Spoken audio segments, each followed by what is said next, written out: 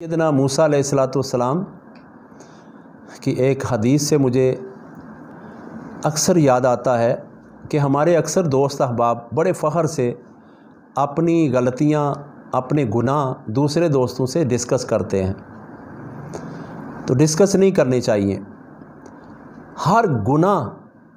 چھپانا چاہیے اور صرف اللہ کی بارگاہ میں یاد کر کے اس کو معافی کی درخواست کرنی چاہیے کہ مولا ہم سے فلاں فلاں گناہ ہو گیا، ہمیں معاف کر دے۔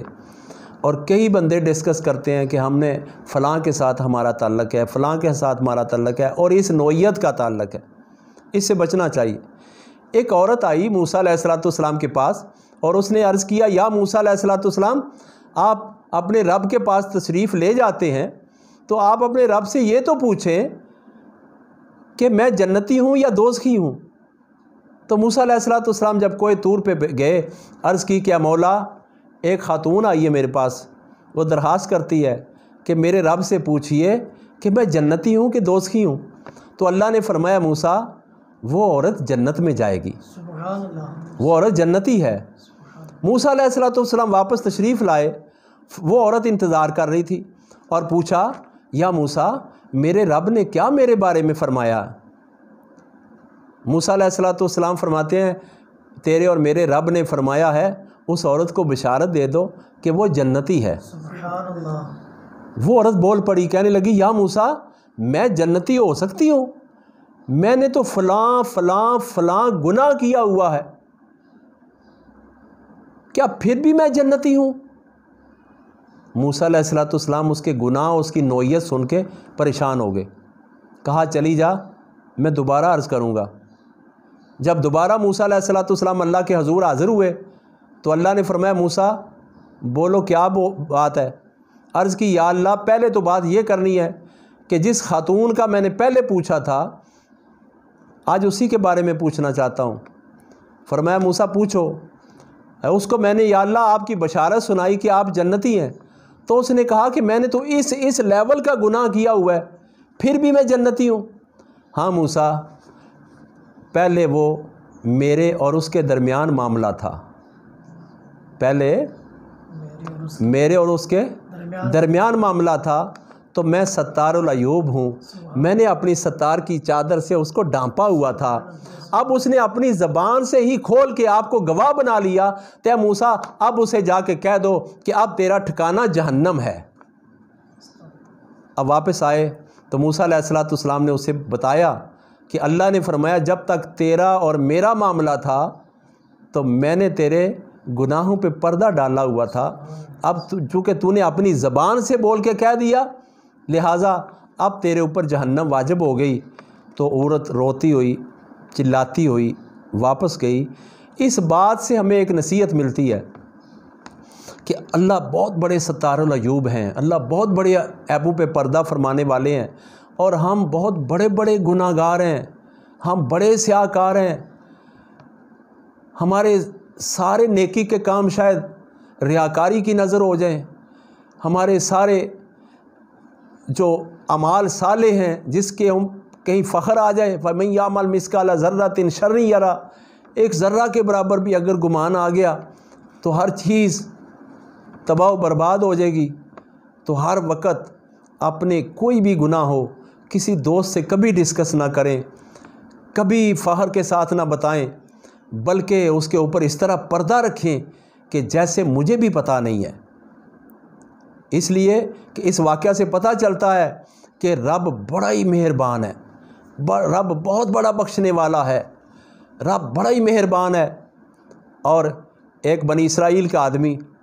اس نے اللہ کی بارگاہ میں اپنے گناہوں کی توبہ کی تو تھوڑی دیر بعد پھر توبہ ٹوٹ گئی، پھر گناہ کر لیا، پھر گیا اللہ کے گھر، پھر توبہ کی، پھر گناہ ہوا، پھر توبہ ٹوٹ گئی، حتیٰ کہ 10 دفعہ توبہ کی، 10 دفعہ ٹوٹ گئی، 20 دفعہ کی پھر ٹوٹ گئی، 30 دفعہ کی پھر ٹوٹ گئی، 40 دفعہ کی پھر ٹوٹ گئی، 50 60 70 دفعہ توبہ کی پھر ٹوٹ گئی۔ اب وہ شرمندہ ہو گیا انتہا کا، اللہ کے گھر میں گیا اور دروازے کے باہر جا کے بیٹھ گیا اور رونا شروع کر دیا، اور روتے روتے اتنا رویا کہ مایوس ہونے لگا کہ مجھے یقین ہے کہ اب اگر میں اللہ کے گھر میں جا کے کہوں گا کہ یا اللہ اب میں نے اپنا اعتبار ختم کر دیا ہے اور میں نے 70 دفعہ توبہ کی، تو نے عاطف غیب سے آواز دے کے فرمایا کہ اے بندے میں نے تیری توبہ قبول کر لی اور جا میں تجھے معاف کرتا ہوں، اب 70ویں دفعہ مجھے شرم آتی ہے کہ اب تو کہے گا کہ جا نکل جا، دفع ہو جا یہاں سے، تیرا اعتبار ہی کوئی نہیں۔ تو جب یہ خیال کر رہا تھا، رو رہا تھا، تو عاطف غیب سے پھر آواز آئی، فرمایا اے میرے بندے میری رحمت کا دروازہ اب بھی کھلا ہے، اب بھی میری رحمت تیرا انتظار کر رہی ہے، آ جا، اور تیرے شرمندگی کے آنسو ہی مجھے بہت پسند ہیں، تو شرمندہ ہو گیا ہے، جا میں 70 دفعہ تیری جو توبہ ٹوٹ گئی میں اب پھر تجھے معاف کرتا ہوں، کبھی اندر تو آ کے دیکھ۔